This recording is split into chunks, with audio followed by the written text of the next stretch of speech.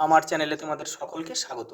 আজ আমরা class 8-এর Ryan Martin প্রশ্নবিচিত্রা থেকে ভূগোলের প্রথম পর্যায়ক্রমিক মূল্যায়নের 6 নম্বর স্কুল সলভ করব।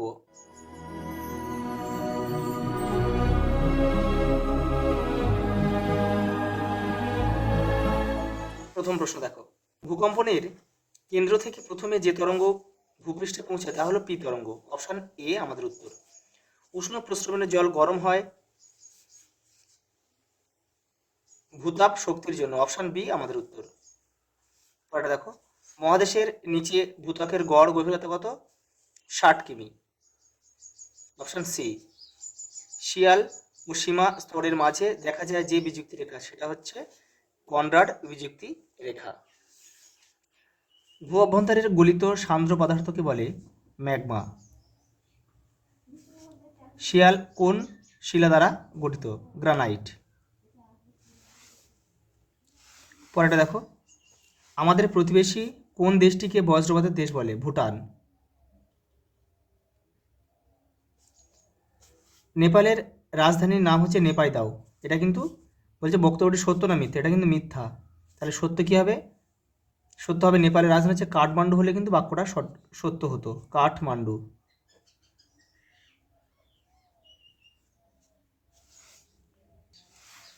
আর এই নেপাইদাও কিন্তু মায়ানমারের রাজধানী। পরেরটা দেখো, পাকিস্তানের প্রধান নদীর নাম হচ্ছে সিন্ধু, যেটা আরব সাগরে কিন্তু গিয়ে পড়েছে। দারুচিনির দ্বীপ কোন দেশকে বলে? শ্রীলঙ্কাকে। শ্রীলঙ্কাকে দারুচিনির দ্বীপ বলে। পরের প্রশ্ন দেখো, সেগুন কাঠের দেশ কোন দেশটিকে বলে? মায়ানমার। মায়ানমারকে সেগুন কাঠের দেশ বলে। এই দেশের সর্বোচ্চ পর্বতশৃঙ্গের নাম কি? কাকাবোরাজি। কাকাবোরাজি। উচ্চতা হচ্ছে 5581 মিটার। পরের প্রশ্ন দেখো, প্রতিবেশী দেশের সঙ্গে আমাদের দেশ ভারতের সুসম্পর্ক বজায় রাখার দুটি কারণ তোমার মতে কি হওয়া উচিত উল্লেখ করো। দেখো তোমাদের বইয়ের 74 নম্বর পেজে কিন্তু উত্তরটা রয়েছে। যে সার্ক গঠনের যে উদ্দেশ্য ছিল সেটাই কিন্তু প্রকৃত কারণে। দেখো এই যে রয়েছে, দেখো শান্তি, স্থায়িত্ব আর অর্থনৈতিক প্রগতির উদ্দেশ্য। পরের প্রশ্ন দেখো, ভারত থেকে নেপালে যে দ্রব্য সামগ্রী রপ্তানি এবং ভারতের প্রয়োজনে নেপাল থেকে যেসব দ্রব্য সামগ্রী আমদানি করা হয় তাদের মধ্যে থেকে যে কোনো দুটি করে দ্রব্যের নাম লেখো। তোমাদের বইয়ের 77 নম্বর পেজে রয়েছে। দেখো দেখো নেপাল থেকে দেখো ভারতের রপ্তানি দ্রব্য কি কি হয়? দেখো পেট্রোপণ্য, গাড়ি, গাড়ির যন্ত্রাংশ, তুলো, রাসায়নিক সার, পোশাক। এগুলো হচ্ছে ভারত হচ্ছে পাঠায়। আর দেখো নেপাল থেকে কি কি আমদানি করে, দেখো কি কি ভারতে নিয়ে আসে: কাঁচা পাট, তৈলবীজ, ডাল, চামড়া, কার্পেট। পরের প্রশ্ন দেখো, এটা হচ্ছে মান মান 3-এর এগুলো। নিরপেক্ষ পাত সীমানার দুটি বৈশিষ্ট্য উল্লেখ করো। এর একটি উদাহরণ দাও। দেখো তোমাদের বইয়ের 9 নম্বর পেজে উত্তরটা রয়েছে। এই যে দেখো বৈশিষ্ট্য কি? দেখো পাত দুটি পরস্পর ঘর্ষণ করে পাশাপাশি অগ্রসর হয়। এই একটা বৈশিষ্ট্য লিখবে। আর লিখে দেবে কি, এই সীমান্তে নিরপেক্ষ পাত সীমান্তে পাতের ধ্বংস বা সৃষ্টি কিছুই হয় না। দুটো বৈশিষ্ট্য হয়ে গেল। আর একটা উদাহরণ চেয়েছে, উদাহরণ দেবে তোমরা কি, সান আন্দ্রিস চ্যুতি, এরকম পাত সীমানার উদাহরণ। পরেরটা দেখো, ভূমিকম্পের 3টি প্রাকৃতিক কারণ উল্লেখ করো। তোমাদের বইয়ের 14 নম্বর পেজে উত্তরটা রয়েছে। এই যে দেখো, এই যে ভূ আলোড়ন, পাত সঞ্চারণ, অগ্নুৎপাত, এই 3টে নাম লিখলে হয়ে যাবে। পরের প্রশ্ন দেখো, ভূকম্পনের ফলে সৃষ্ট এস তরঙ্গের দুটি বৈশিষ্ট্য উল্লেখ করো। দেখে নাও। এই যে এস তরঙ্গ, উৎপত্তিস্থল ভূকেন্দ্র, প্রবাহ মাধ্যম কঠিন আর ধ্বংস ক্ষমতা নেই। পরেরটা দেখো, পৃথিবীর 70% ভূমিকম্প হয় এই বলয়টির নাম কি? প্রশান্ত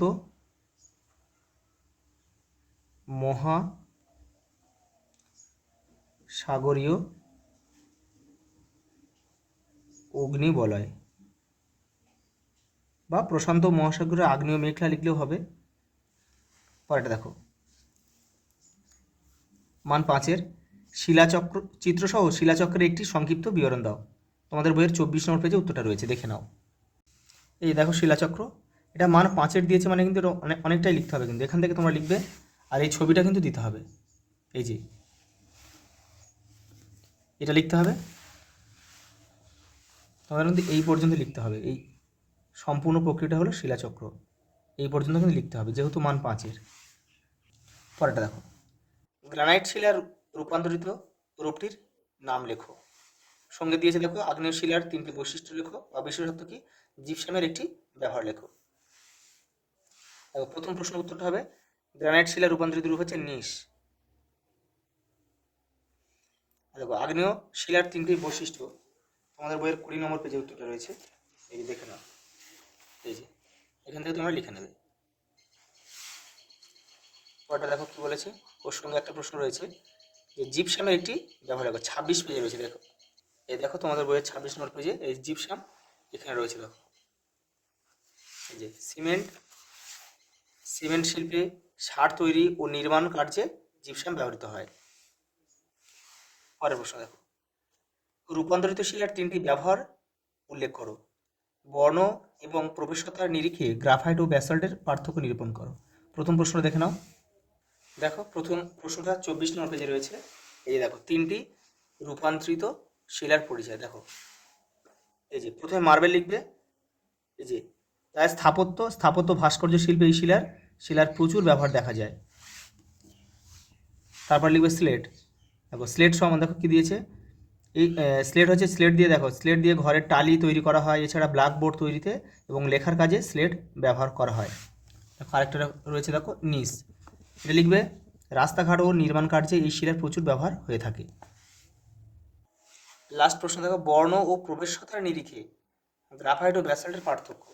পেজ নাম্বার যে 21 নম্বর পেজে উত্তরটা রয়েছে, এই যে এখান থেকে তোমরা লিখবে যে গ্রানাইট হচ্ছে হালকা সাদা ধূসর থেকে গোলাপি রঙের হয়, আর ব্যাসল্ট হচ্ছে ধূসর থেকে কালো রঙের হয়। এটা বর্ণ গেল। আর প্রবেশতা দেখো, গ্রানাইটের এই শিলা অপ্রবেশ্য, কারণ কি দেখো কোয়ার্টজ ফেল্ডসপার মাইকা ও হর্নবেল্ট খনিজ দ্বারা গঠিত বলে কিন্তু এই শিলা অপ্রবেশ্য। আর ব্যাসল্ট শিলায় উল্লম্ব দারণ ও ফাটলের সংখ্যা খুব বেশি থাকা এর প্রবেশ্যতা যথেষ্ট বেশি। আজ এই পর্যন্ত, দেখা হবে পরের ভিডিওতে।